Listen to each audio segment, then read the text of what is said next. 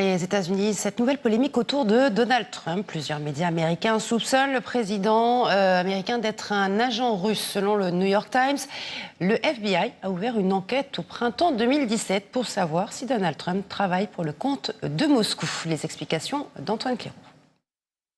On ne peut pas destituer quelqu'un qui fait un excellent travail. Voilà comment je vois les choses. Il semble que ces derniers jours, les médias américains soient déterminés à prouver que Donald Trump avait tort sur ce point.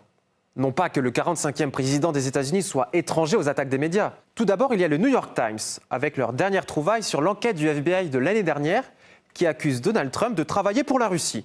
Après que le président Trump a renvoyé James Comey de son poste de directeur du FBI, les responsables de l'application de la loi étaient si préoccupés du comportement du président qu'ils ont ouvert une enquête afin de déterminer si Donald Trump travaillait pour la Russie et contre les intérêts des États-Unis. Oublions un instant que l'article du New York Times lui-même admet qu'il n'existe aucune preuve qui ait été révélée publiquement.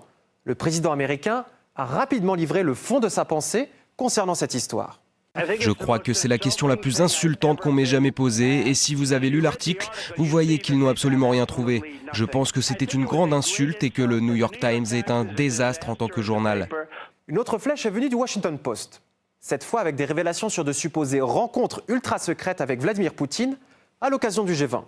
À coup sûr, cet article viendrait confirmer les pires soupçons de ceux qui appellent de leur vœu la destitution de Donald Trump.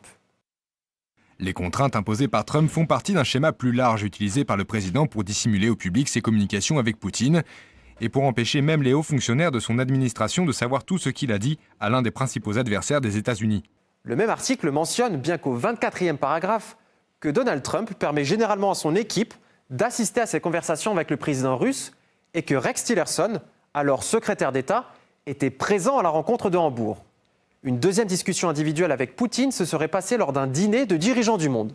Peut-être pas le meilleur endroit pour planifier le trucage d'une élection. Quoi qu'il en soit, un démenti rapide du président américain s'en est suivi, en essayant de faire d'une pierre deux coups dans la même interview. Les gens qui le lisent ont dit que c'est un énorme canular, tout le monde le sait, et c'est vraiment honteux parce que ça prend du temps et ça demande des efforts. J'ai une réunion individuelle avec Poutine comme avec tout autre dirigeant. C'était une excellente conversation, je ne cache rien, cela m'importe peu. Mais ces allégations ne sont rien sans un projet plus global, autour de Politico. Ils ont publié leur propre guide de l'impeachment, pratique et exhaustif. Encore une fois, ils ont reconnu les limites de leurs propres accusations et le manque de preuves tangibles contre Donald Trump. Mais cela ne les a pas empêchés d'aller bien plus loin. Rien de plus simple, quelques enquêtes de plus devraient permettre de faire toute la vérité. Pour que Trump soit vraiment vulnérable, les républicains dans certains États auraient besoin de commencer à regarder les résultats des sondages qui montrent que leur soutien en sa faveur pourrait détruire leur propre avenir politique. Trump devrait probablement être accusé d'avoir trahi la nation elle-même, et pas seulement de violations durant la campagne, ou d'un comportement inapproprié comme acheter leur silence à des stars du porno. Concrètement, Politico donne le nombre de voix républicaines requises pour un éventuel vote d'impeachment, allant même jusqu'à spéculer sur qui exactement il pourrait être. Seulement 20 représentants devraient suffire pour faire basculer le vote et appuyer la motion. Mais jusqu'à maintenant, Donald Trump jouit d'un soutien massif de la part des membres de son parti. Et pendant ce temps-là, les démocrates ne sont pas vraiment sur la même longueur d'onde. Quand votre fils vous regarde et vous dit « Regarde maman, tu as gagné, la police n'a pas gagné ». Et je lui ai répondu « Non, ils n'ont pas gagné parce que nous allons y aller et destituer ce ». Vous avez déclaré qu'il serait triste et conflictuel pour le pays de poursuivre la destitution.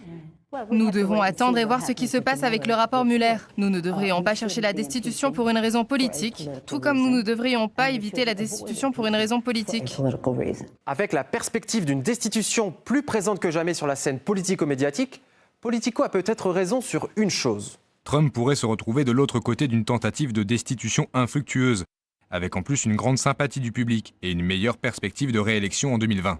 Au train où vont les choses, il paraît de plus en plus probable qu'il faille attendre 2020, voire plus encore, pour voir un nouveau visage à la Maison-Blanche.